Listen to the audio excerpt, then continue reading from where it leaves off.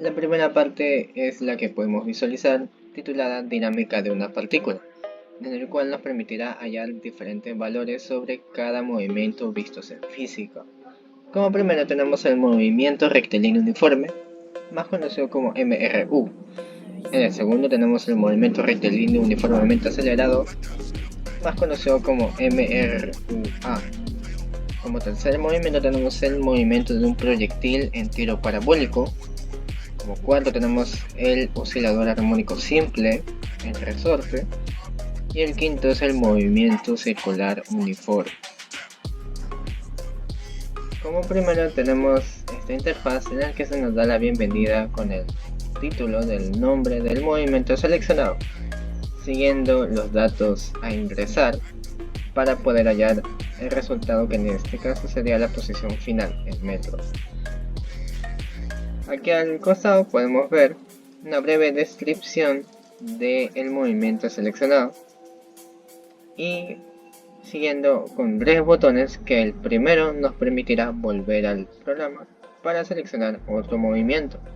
Como segundo botón tenemos la opción para calcular el resultado final del movimiento, y como tercero tenemos la opción de limpiar para ingresar nuevos datos y poder calcular otro resultado. En posición inicial tenemos que digitarlo en metros, en este caso le pondré 10. En tiempo nos pide en segundos, por ejemplo le pondré 5. Y en tercer dato nos pide ingresar la velocidad en metros sobre segundos, le digitaré 2. Dándole a calcular nos termina dando la posición final, que es 20 metros. Como tercero tenemos esta interfaz del movimiento de un proyectil, en el cual nos pide ingresar 3 datos. El primero es la velocidad inicial en metros sobre segundos, el segundo es ingresar el tiempo de vuelo en segundos, y el tercero es ingresar el ángulo de lanzamiento en grados. El resultado nos dirá la posición del proyectil es el valor en metros en tantos metros. Al costado tenemos la breve descripción de el movimiento. Bien, como ejemplo le pondré en velocidad inicial 20. Como segundo dato le puedo poner en 2 segundos. Y el ángulo de lanzamiento le pondré 45, dándonos la posición del proyectil primero en X y luego en Y. Como segunda interfaz tenemos el movimiento rectilíneo uniformemente acelerado, en el cual nos pedirá ingresar 4 datos. El primero es la aceleración en metros sobre segundos al cuadrado. El segundo es la velocidad inicial en metros sobre segundos. El tercero es ingresar el tiempo en segundos. Y el cuarto es ingresar la posición inicial en metros. Al costado una breve descripción del movimiento y los 3 botones de volver, calcular y limpiar. En aceleración le puedo poner un ejemplo 2. En velocidad inicial le pondré 5. En tiempo le pondré 4 segundos. Y en posición inicial le pondré 10.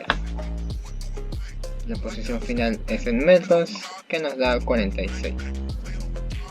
Como cuarta interfaz tenemos el oscilador armónico simple, en el cual nos pide ingresar 3 datos. El primero es la amplitud de oscilación en metros sobre segundos. El segundo es la frecuencia angular en radianes. Y el tercero es ingresar el tiempo en metros sobre segundos al cuadrado, dándonos como resultado la posición de resorte en metros y una breve descripción de dicho movimiento. Como un ejemplo le puedo poner en amplitud de oscilación 0.5. En la frecuencia angular le pondré 2. y en tiempo le pondré 3 metros, dándonos como resultado 0.48 metros, que es la posición de resorte.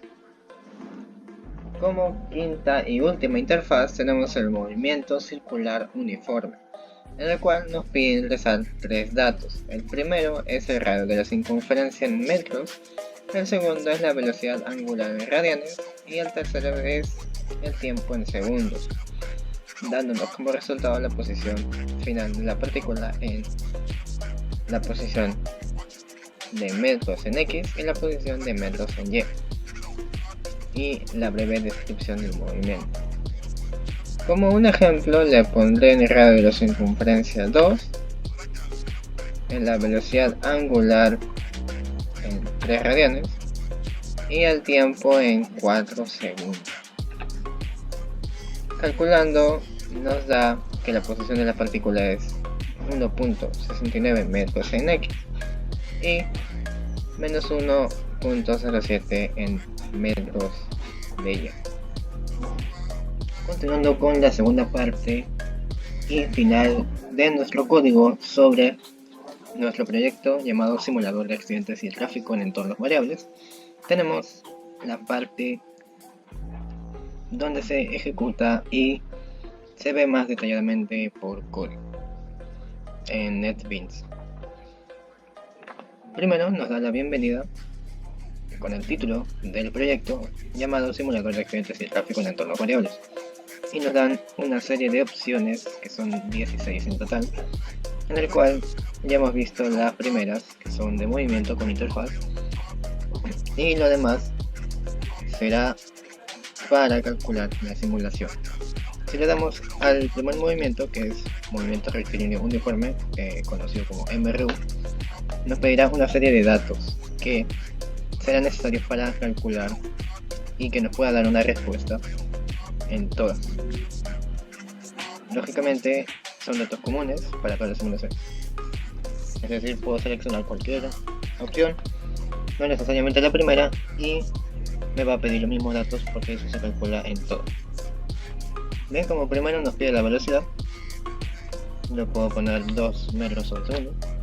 En tiempo le pondré en segundos 5. En posición inicial en metros le pondré 10.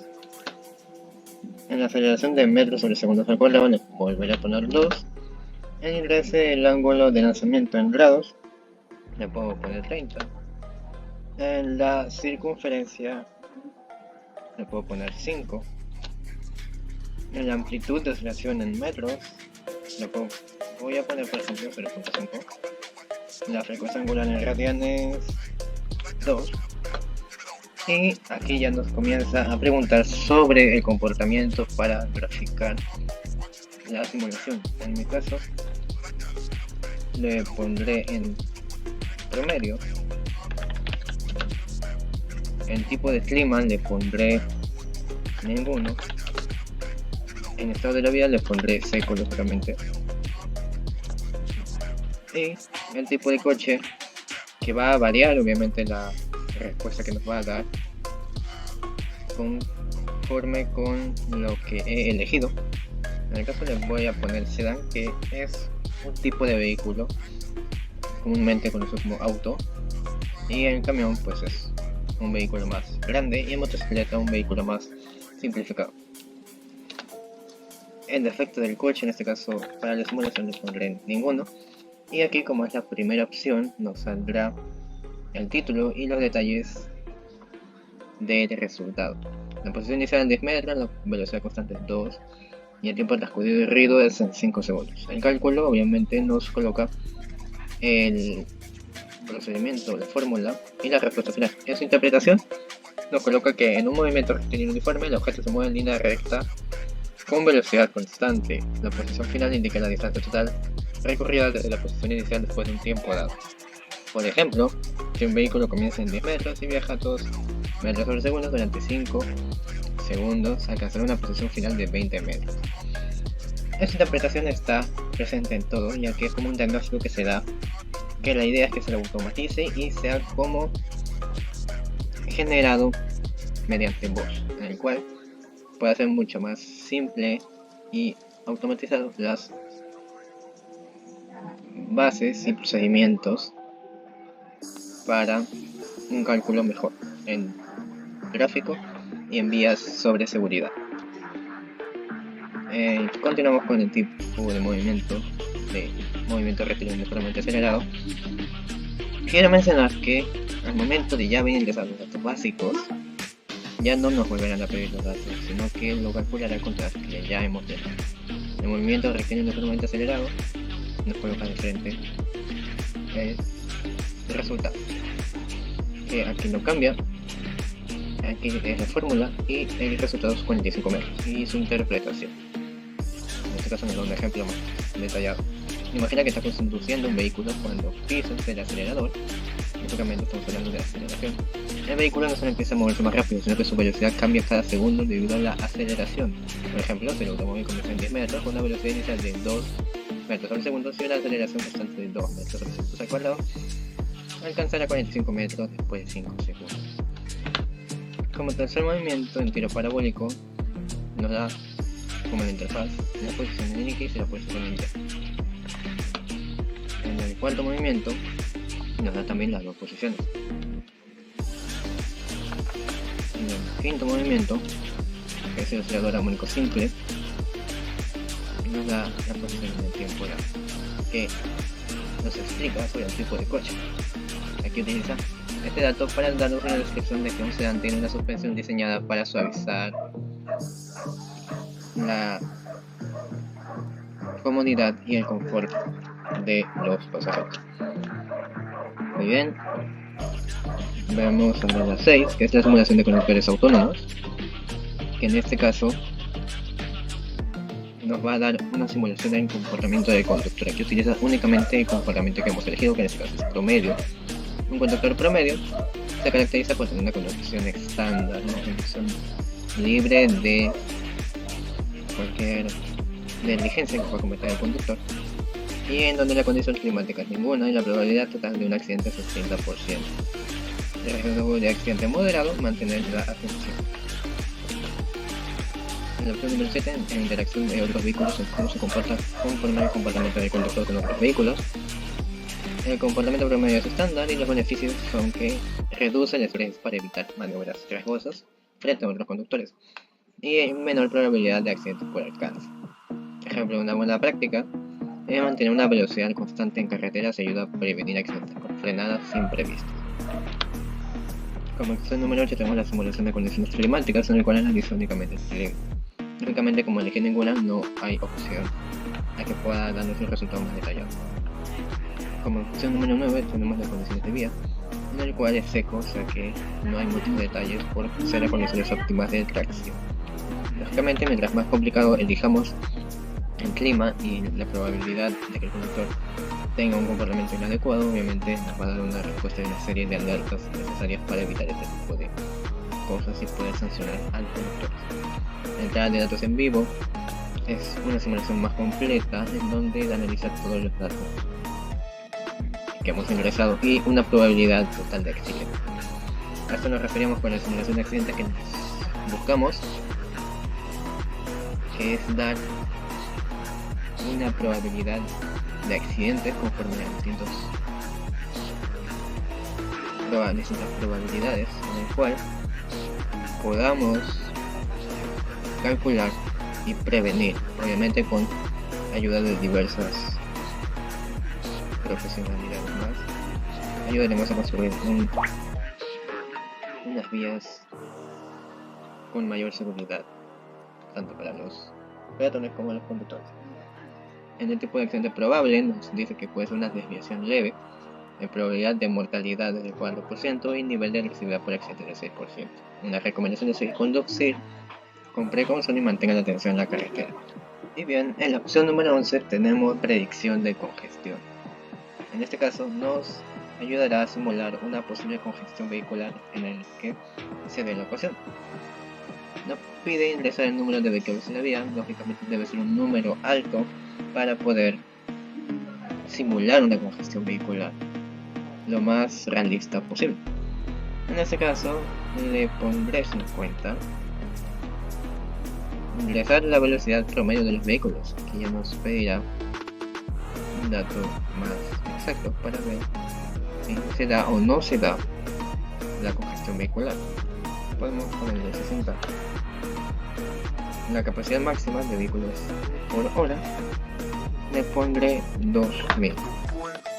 Nos dará un diagnóstico en el cual nos dirá los datos que hemos ingresado y la densidad de los vehículos en kilómetros y el nivel de congestión en 2.5%. Es decir, que la vía está despejada y se puede conducir con normalidad. Esta parte nos ayudará lógicamente a poder verificar y alertar a otros vehículos que nos ayudará a que no se aumente la congestión vehicular y que puedan tomar otra ruta.